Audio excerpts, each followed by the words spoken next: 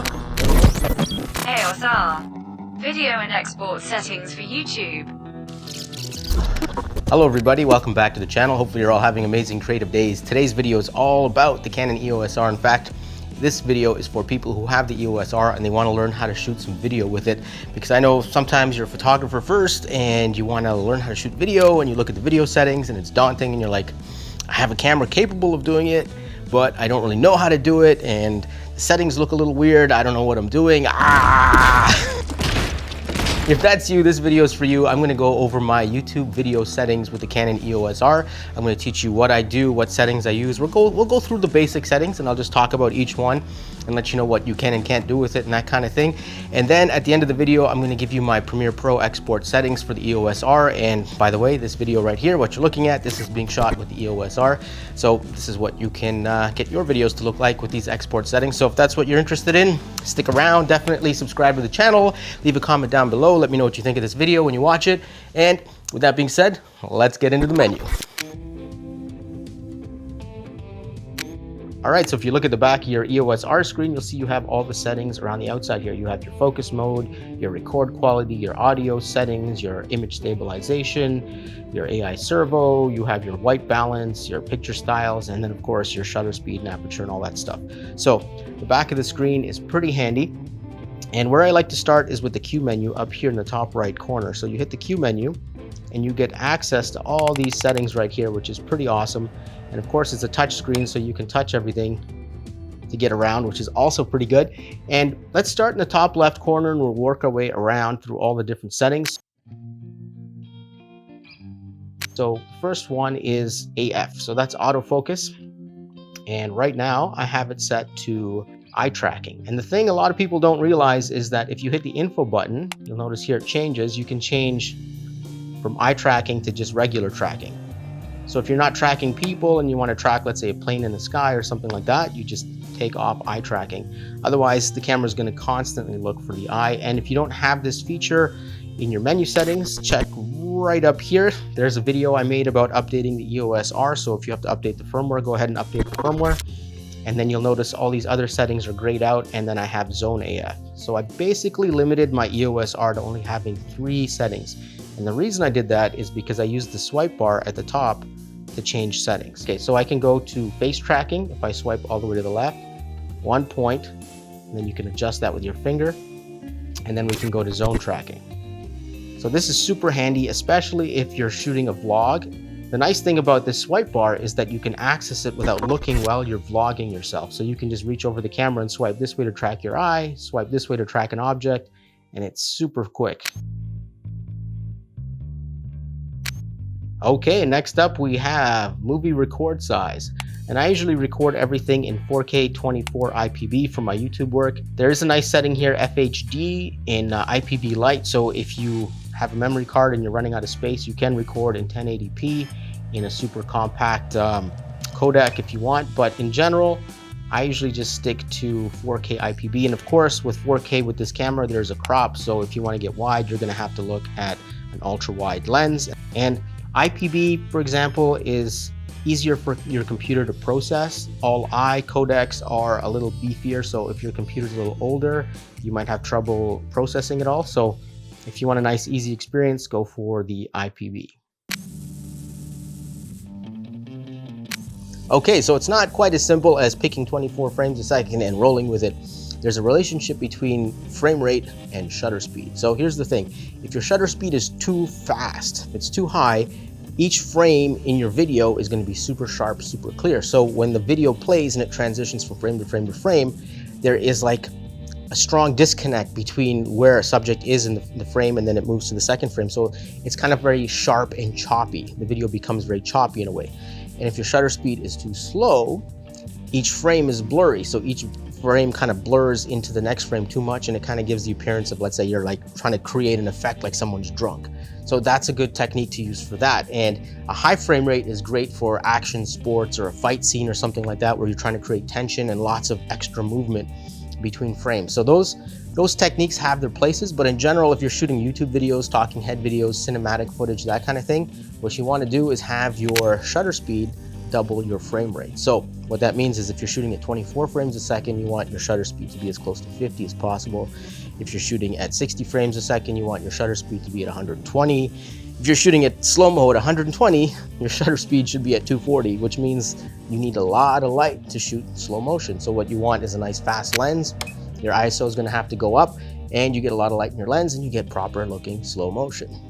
So there you go. Now, back to the menu. All right, next up, we're gonna talk about audio settings. So if we go down, it goes right to volume, but there's no audio settings. And the reason that's happening is because your audio settings are set to automatic. So we gotta go and change that to manual. So we hit the menu, we go here to sound recording, it's set to auto. And what we want to do is go to manual. Now you never want to record audio in manual because the camera will try and like auto gain everything and adjust the levels. And if you're using a mic or a lav system that auto gains as well, you just create a mess. So we're going here to manual. And what you want to do is this record level is you want to move this bar over. Now I don't have a mic or anything plugged into the EOS R right now, but what you want to do is move this over till your voice starts peaking at about -12. So that's -40 dB, -12 dB, 0 dB. And what you want to do is just see it's too hot right there. So we're going to bring it down, and we want to get to just about -12 when I'm talking. If we hit 0, we start clipping and the audio sounds really bad. So we don't want to do that. We'll go back to this setting, and now if we go to the Q menu again, you'll see now there's audio recording levels, and you can even adjust the recording level here from the Q menu, so you don't have to go into the main menu, which is super handy. And again, same thing, you're trying to get the audio to just stop around -12. If it stops below -12, that's fine too. You can always boost it in post. But yeah, that's basics on audio right there. And next up we have the volume, and that's just your output volume. So if you have headphones or something plugged into the camera, this is your output volume. So is the Movie Digital IS. Now you can see as I go through it, the footage kind of crops in, and what this is a digital image stabilization. So the camera will stabilize the footage in camera, and in doing so, it crops in a little bit. So obviously it crops in the most when it's the most stable. Usually if you're shooting with a tripod or a gimbal, you want to keep it on off. If you want to shoot handheld like a vlog, for example, you can do this setting or this setting. And of course you want an ultra wide lens if you're going to be using these, because it does crop in. The benefit is if you're using a long lens, let's say 300mm, and you want some more reach, you can shoot in 4K, which gives you a 1.75 crop, or you can also turn on the IS, which gives you even more of a crop. And the thing is, if you're using a lens that already has IS, and then you're using digital IS with that, you get a pretty stable shot. It's actually surprisingly good. And the thing is, the EOS R doesn't have IBIS, but with digital IS and lens IS, you can get some pretty stable footage. All right, next up we have the auto white balance. Now, Canon's auto white balance is pretty good, so I wouldn't worry too much about all these other white balance settings, but I will say this. If you are using 2 or more cameras, especially if you're using 2 or more cameras from different brands, always set it to manual auto white balance. That way you ensure that the white balance on all the cameras is the same. Otherwise, you can end up with some pretty funky stuff. Even if you're using 2 Canon cameras, it's probably best to do manual auto white balance. But like I said, in general, Canon's auto white balance is pretty good. So for default, I just leave it there all the time.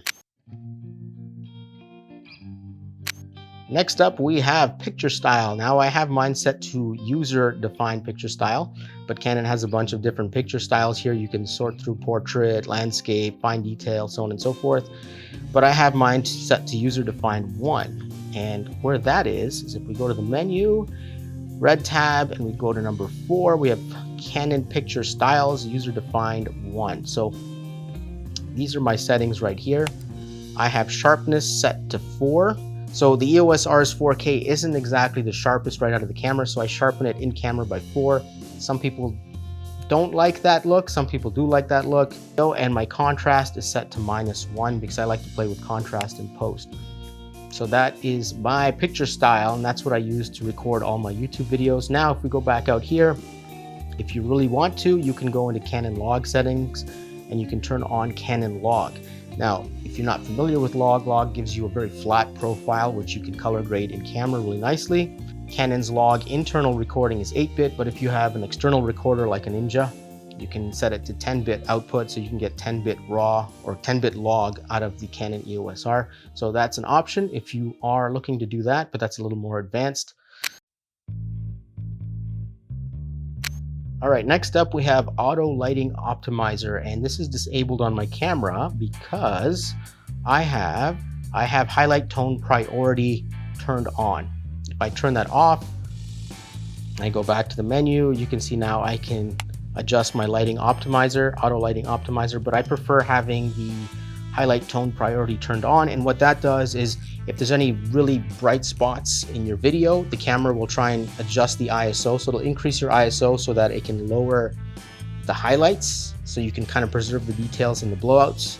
And that's why I have that setting on. And the last thing is HDR movie recording. And I don't really play around with the HDR, so I don't really know what to tell you there. If you want to find more information about HDR recording with the EOS R, look it up on YouTube. I'm sure there's a tutorial somewhere. All right, now EOS R footage is ready to be exported. If you want to bypass this part of the video, I have the chapters down below. You can skip ahead to the next section, but for those of you who want to know how I export video, stick around. So first thing I do is I hit the I and the O button on the keyboard, I and O. So what it does is it creates this in and out point, and only the stuff within the in and out point is going to be exported. All the other stuff outside is not going to be exported, and if you edit like me, you have bits and pieces of stuff all over the place. And the only part of the video I want exported is the part that's going up on YouTube. And let me open up my preset here. YouTube 4K 23.97 VBR 1 pass. I do everything in VBR 1 pass for YouTube. And then here in your summary, you can double check your settings. So if anything in the summary is wrong, obviously don't export the video. It tells you your file name, your destination, here 3840, 2160, 4K, and so on and so forth. So all the information is there. Of course, here in your basic video settings, you have the 4K aspect ratio set. I have my frame rate set to 23.97, field order progressive aspect ratio 1, render at maximum depth, and down here, of course, bitrate encoding VBR1 pass. You have CBR and 2 pass as well. If you want me to make a video more in depth about export settings and stuff like that, let me know in the comments and I'll do that for you guys. And then in terms of target bitrate, this is a little overkill for YouTube, but I find it works best for me.